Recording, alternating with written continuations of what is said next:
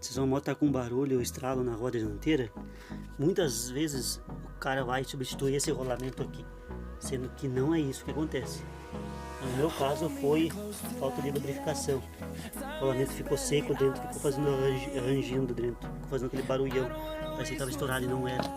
Então só falta de lubrificação no rolamento resolve o problema. Olha aí, roda no lugar e o barulho cadê? Sumiu. Só uma lubrificação resolveu o problema do reque-reque na roda dianteira da moto Bros.